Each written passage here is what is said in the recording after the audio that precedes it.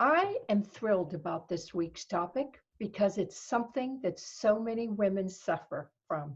And I'm one of them. I've got to be honest. People say, "Oh, Mal, you record videos and you do workshops and you do listing presentations in people's houses. You mean to tell me that you get scared when you get up on a stage to speak?"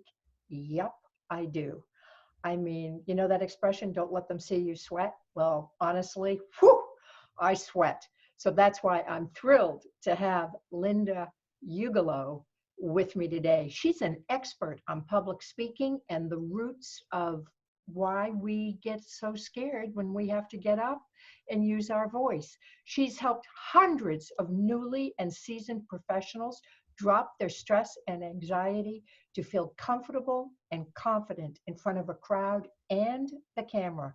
She's a sought after coach for overcoming your fear of speaking and imposter syndrome.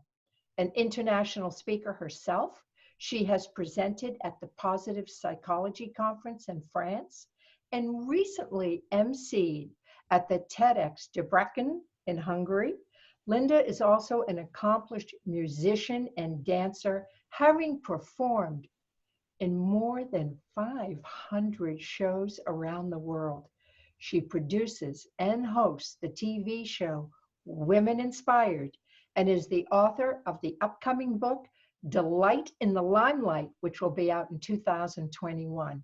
She also offers regular retreats for women, helping them to build confidence in their public speaking, and we'll get into more of that. I am so excited, girl, to see you. And how are you today? I'm really happy to be on, Mal. This is great. Well, I've been interviewed by you, and you're masterful at being a host and interviewing people. I was completely relaxed with you, and I love shooting video and things like that. But Mhm. I'm, you know, very honest. If I have to get up on a stage, wow, everything changes very quickly. So let's get into maybe some of those fears, some of those insecurities that we have as women about getting up and using our voice. Yeah. The first thing I want to respond to with what you just said is that we're all speakers. We speak from morning to night. But the thing is, we're comfortable in some situations and not others. And it's different for every single person. So you described how you are really comfortable on video, and you are so poised and elegant and fluent, and yet you feel very differently when you get up on stage. There are people who feel just the opposite. They can speak in front of a crowd, but put them in front of a camera and they freak out. And then there are people who want to do neither or like both of them, but then if they're in a networking circle and it's their turn to speak, that's when they feel terrified. So everybody has their own unique pattern.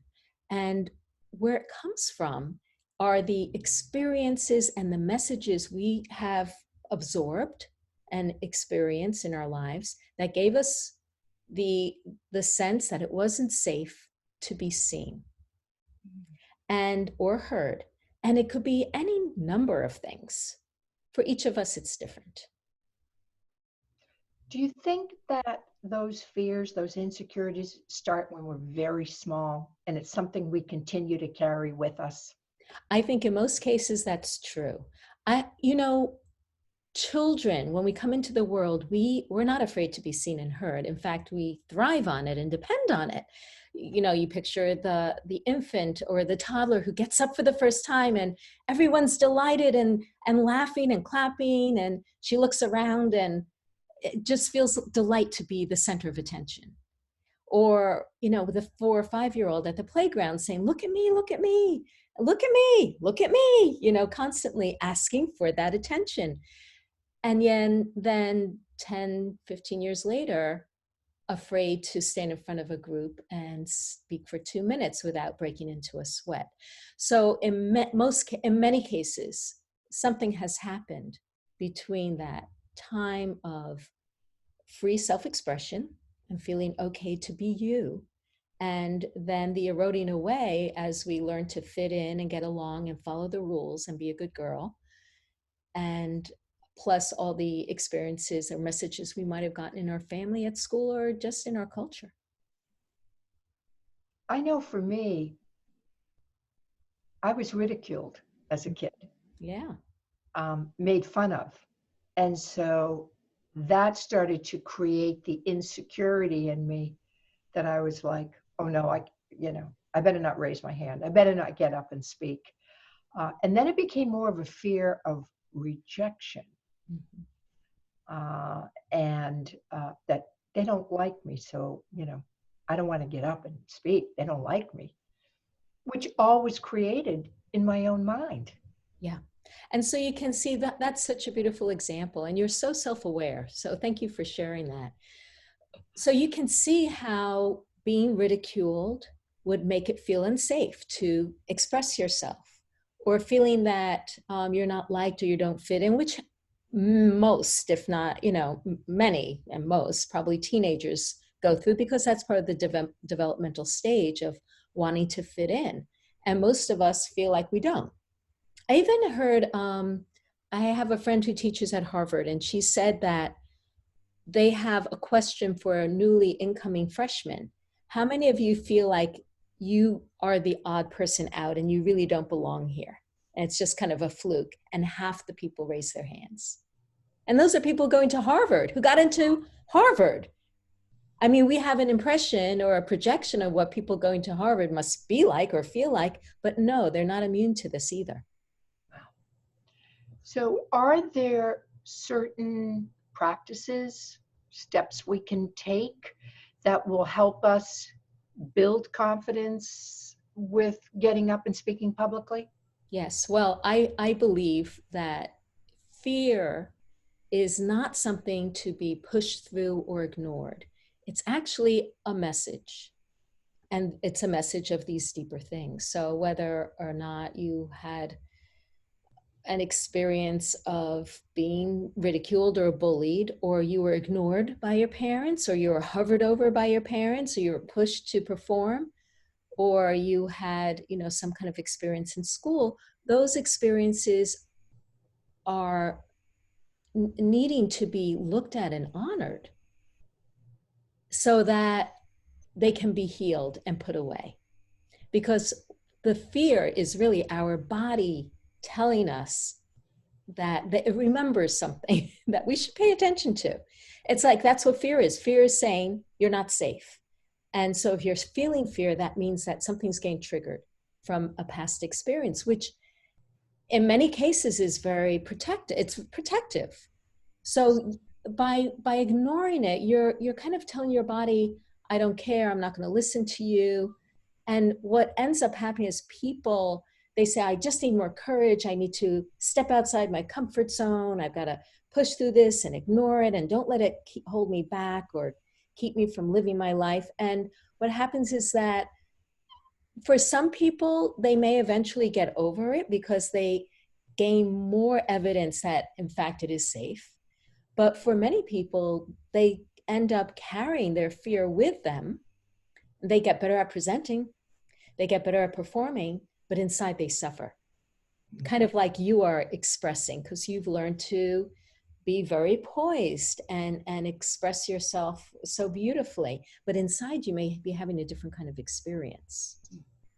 So the tip that I have, it's not a tip, it's actually, I lead people through a 4-step process, which I call the 4 R's, the letter R, of releasing fear. And that is review, resolve, repattern, and restore. Can you give us a little brief description of each? Yes. So review is looking at the things that we're talking about. It's what I call, it's kind of like decluttering the psychic closet. It's all the feelings and experiences that we have that maybe we haven't looked at for a while, or we think, oh, that's from long ago and that doesn't count anymore. I was a child, or I was younger.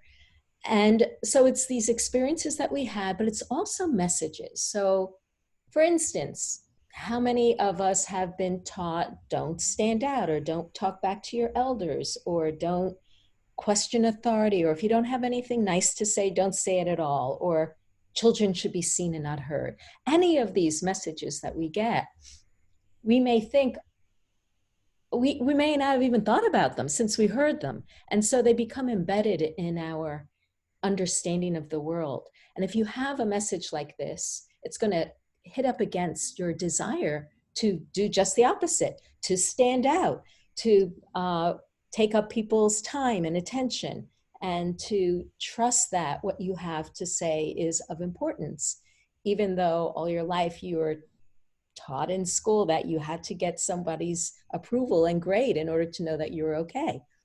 So that though, so it's the experiences, it's the messages, and it's also our inner thoughts, because our inner dialogue, which I believe the negative inner dialogue that we have, I believe emanates from these other two things, from the messages and the experiences. And when you review these and take care of them, a lot of those inner thoughts will shift, but some of them are kind of hardwired in and they take a little more attention. But we'll hold on to that till later, because that comes in the last R. So that's the review, is like, let's have a look at what were the rules that you followed by? Where did you feel diminished or put down or rejected or unseen? What are the things that you were told? You got to like dig around for the treasures. I love what something Louise Hay once said, which was, if you want to clean the house, you got to see the dirt. Absolutely. I was just going to say that. That's really? funny. Oh my gosh. I was going to say, if you want to clean something, you got to find the dirt. I love that. The same thing with us. We've got to find what our weaknesses are, our challenges, our fears, acknowledge them and work with them. You're absolutely spot on. You can't dismiss this stuff. Yeah. It has to be worked with and embraced. It's all part of you. So yes. Awesome. Step two. So step two is to resolve what you find there. So it's not enough to know that you were terrified by Sister Mary in Catholic school and you couldn't think of what 7 times 8 was when she was knocking her ruler against her hand threateningly. You have to find a way to kind of like close the book on it in a conscious way. And there are lots of different modalities out there that you can use. I have my favorites that I like to use, but basically what you want is to find a way to acknowledge, first of all, that it happened, acknowledge the feelings that you had, maybe even from your standpoint now, envision what might have happened in the best of circumstances, but clearly weren't available to you at the time. Finding a way of seeing what may have been going on in the other person's shoes, so expanding your sense of self-compassion to others. And then thinking about what it is that you would need to let go, and so that your body trusts that this is no longer a big story for you anymore. So there's going to be some forgiveness and release involved, maybe cutting the cords. Mm. So, but you want to get to a place where your body trusts that it's safe now, that those things are no longer like active volcanoes ready to erupt. I love that. Yeah. So that's step number 2. Great. So step 3, if you want to get into it, is repattern. When you want to replace your old ways of responding and reacting with new ways. So one of the things that I like to ask people at my talks or at the retreats that I do is, what is the desired feeling that you want as a speaker? And if you get into it, well, Mal, what are some of the things you would like to feel?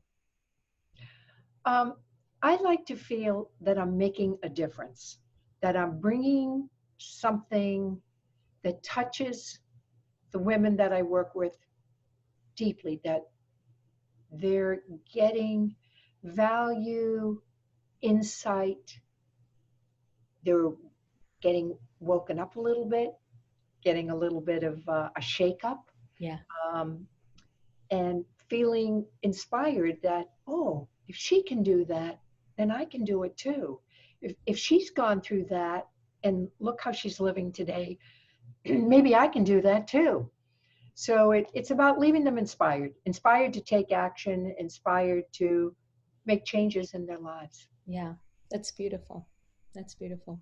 And you know what? You can do that without feeling comfortable yourself. I'm sure you do that already, even if you're on stage. And but what I would like to challenge you to think about is, what do you want for yourself? How do you want to feel for you? How do you want to feel ideally up on stage? That's a good question, because I think more about what I'm delivering. I guess I want to leave knowing that I was a presence of love, unconditional love for those that I was speaking with. That's beautiful. I love that. So when you're talking about a presence, so presence is something obviously that one can practice. I once read a book called The Perfect Wrong Note, and the biggest takeaway I had from it was that there's nothing too small to practice. Mm, yes. So if you want to be a presence of love, you practice being a presence of love. And when you practice that, you will find that your body will become relaxed and open, and you'll shift into a place of open-heartedness. Beautiful. And then you can take that feeling of open-heartedness and expand that out to include the whole audience, bringing your energy to fill the whole room. So that's beautiful, and thank you for that example. So things that other people may bring up is, I want to feel relaxed, or I want to feel confident, or I want to feel playful, I want to feel like I'm fully myself, expressive, or I want to feel like I bring my humorful part out, which I would do with my kids. So each of these you can practice. And what that does is it repatterns your way of expressing yourself. And you can practice these things in your imagination through mental rehearsal. Just kind of what we just did was a kind of mental imagination, right? Mm-hmm. But you can do the same thing with a sense of playfulness or relaxation in your body, or calm and centeredness, or a feeling of clarity. You just imagine that quality inside yourself. And you can also practice that quality in your day. So for instance, you can get out of your car and walk to the grocery store with a sense of ease and elegance, or playful and jauntiness. Do you hear what I'm doing? Or you can have a conversation on the phone with a friend of yours, and if you have a list, let's say on a piece of paper, and you say, today I want to practice loving presence. So as I speak to my friend, I'm going to be in this place of loving presence. I'm going to feel it in my body, and I'm going to allow that energy to come out of me. I have a feeling, Mal, that you do this all the time, because that's what I see in you, is loving presence. Oh, thank you. You're welcome. I love the idea you say, practice this. It's funny, when I know I'm going to have a difficult conversation with somebody, I rehearse it. In other words, I write it out, what my intention is, what I want to communicate in that conversation. I make notes, and then I go over it a few times, so that when I go into a situation where I'm having an important conversation or a difficult one, I've got something going on in my head that kind of guides me, because I've rehearsed it, because I've practiced it a little bit, have an idea of what I want to communicate, rather than just going in cold. I think practice is very important when we're speaking. I totally agree, and I love that example. And it's not just in your head that you're doing it in your whole body. Yes. You are creating that neural pathway that has already had like a groove in it, so that when you go to speak, it's already part of you. It's not brand new. Right. And I think that's the importance of mental rehearsal as well. It does the same kind of thing. And it's interesting, because this is the same place where I first began using this technique, was in difficult conversations. And you could name that or rename that as a high stake conversation. And speaking from a stage or speaking on a video is a high stake conversation, really. It's one where you are asking people to give you their attention for a period of time. No, You're going to say, true. Yeah. right. Mm-hmm. What you mentioned that you have some favorite modalities that you like to use. Would you share one of them? Yeah, I'd be happy to. So mental rehearsal is one.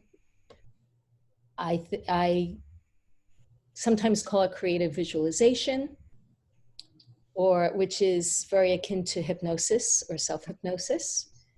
Another one I use is EFT, emotional freedom technique. Oh, wonderful. And I've been playing around with my own kind of version of it, and I've been calling it emotional freedom journey, because I feel like I teach people a script, a way of using a script in order to bring themselves through a process of healing these particular experiences that keep them from feeling safe being seen. I like that. I like that. Mm-hmm. The other thing I use too is I will, and it's probably similar to what you're talking about with the visualization. Sometimes I will just get very quiet, do like a meditation, get myself in that just very calm, emptied, so that the monkey mind isn't going. Quiet meditative state before doing something that requires an important conversation is just to ease into it from a place of peace and calm and being centered. Really, really helps me. If I try to get into an important conversation and I've got 1,000 things going on and there's millions of ideas racing through my head, I can't converse. Because you're not present. Right. And so what you're doing is putting yourself into a place of presence. Yeah, I think that I agree with you. I think that finding and having a way to prepare yourself before speaking is really important. I call them pre-speaking rituals. Mm-hmm. And there are a whole number of things that you can do to shift you in the kind of state that you would like to be in. Some people, I used to actually, before I discovered this process, I used to do a lot of vigorous exercise because I had so many jitters in my body. I just needed a place to put them out. But then afterwards, I needed to center myself, to bring myself to, as you say, that place of clarity and focus.